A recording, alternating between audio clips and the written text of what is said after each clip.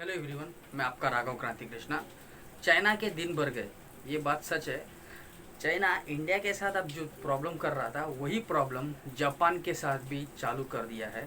अभी हाल ही में नया यानी एक आइलैंड है जापान के अंडर में, तो वो आइलैंड को अभी नया यानी क्लेम नया क्लेम चाइना की तरफ से किया जा रहा है कि ये जो आइलैंड है वो हमारा है। यानी वो सेनकाकू आइलैंड कई सालों से जापान के अंडर में ही है, यानी सेकेंड वर्ल्ड वॉर के बाद से।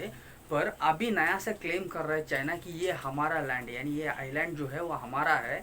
और इस आइलैंड के ऊपर वापस यानी ज़्यादा करके सेना भेज दिया। अगर हम सच्चाई में देखें तो वो आइलैंड 7 किलोमीटर यानी 7 वर्ग किलोमीटर में है, यानी 7 किलोमीटर्स। तो ये जो आइलैंड एक बहुत अहम रोल निभाता है अगर देखेंगे तो, क्योंकि ताइवान के नज़दीक आता है और जापान और चाइना के बीच में, यानी जापान और ताइवान के बीच में है। और ज़्यादा करके नज़दीक ताइवान के नज़दीक आती है। पर ये कई सालों से जापान के अंडर में ही था। और लास्ट महीने से, यानी गए महीने से ही जापान के कोस्टल गार्ड ने और साथ ही साथ जापान के मीडिया ने ये विषय रिपोर्ट कर रही थी, यानी कोस्ट गार्ड बताने को तो विषय रिपोर्ट की थी जापानीज न्यूज़ चैनल्स में कि चाइना के शिप्स यानी वॉर शिप्स, जो नेवी के शिप्स वगैरह ज़्यादा करके वो प्लेस में यानी वो टापू के पास घूम रही है, ऐसा बोला गया था।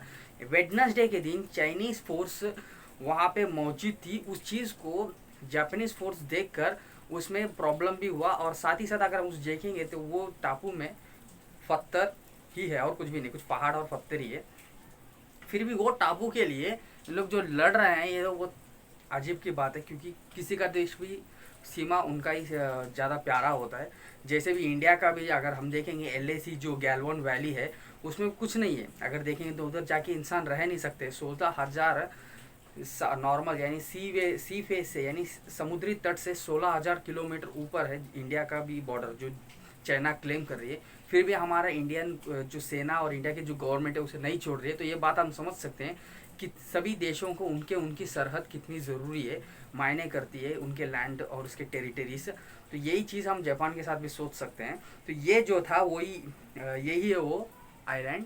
और यही आइलैंड को यानी फर्स्ट ये न्यूज़ इंटरनेशनल मीडिया ने, सीएनएन ने रिपोर्ट किया था कि इसके ऊपर जापान के आइलैंड के ऊपर चाइना ने कैप्चर कर लिया।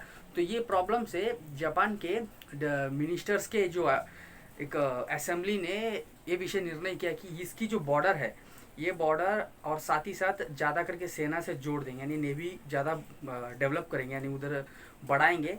और उसकी जो नाम है, यानी वो जो आइलैंड की जो नाम है, वो नाम भी बदलने की बहुत ही बड़ा निर्णय जापान की गवर्नमेंट की ने किया है। तो इसके लिए चाइना ने उसका विरोध करने लगे, क्योंकि चाइना ये बोल रही है कि वो आइलैंड हमारा है और बिना पूछे आप कैसा उस आइलैंड का नाम बदली कर सकते हो करके।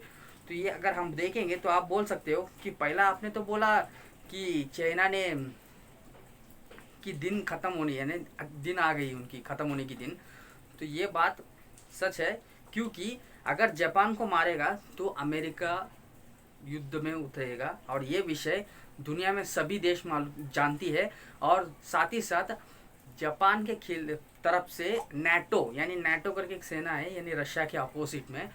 तो वो जो नॉर्थन अटलांटिक जो ट्रीटी के तहत जो उन्होंने कई देशों ने एकत्रित आया है, तो उन सभी देश के सेना चाइना के अगेंस्ट में उतरेगा। तो यह बहुत ही बड़ा टेंशन वाला विषय है। अगर हम अब भी उपस्थित परिस्थिति में देखेंगे तो चाइना के फ्रेंड्स यानी मित्र देश कोई भी नहीं है। तो आप बोल सकते हो जापान और नेपाल क्या है, सॉरी पाकिस्तान और नेपाल क्या है। तो पाकिस्तान और नेपाल गुलाम देश है चाइना के लिए, और ये बात हम समझनी चाहिए। क्योंकि इंडिया की अगर बात करेंगे तो इंडिया और जापान अमेरिका की इन देशों की दोस्त की देश देखेंगे तो जितना भी देश है सभी देश मित्र देश है। तो ये विषय से हम समझ सकते हैं कि जापान और इंडिया और अमेरिका का कितना अच्छा फॉरेन स्ट्रैटेजी है, और फॉरेन कंट्रीज के साथ जो फ्रेंडशिप्स जो फॉर्म किया है वो फ्रेंडशिप कितने अच्छे हद तक है, ये विषय समझनी चाहिए।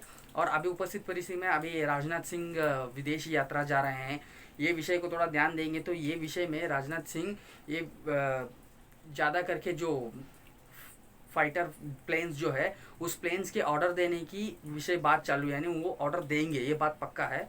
क्योंकि इंडियन एयरफोर्स ने एक रिक्वेस्ट रखा था कि और 33 एयर प्लेन चाहिए इंडिया के नॉर्थन पार्ट को कंट्रोल करने के लिए, यानी उनको प्रोटेक्ट करने के लिए, तो उसके बारे में डिस्कशन करने वाले होगी, यानी उसके ऊपर डिस्कशन होगी।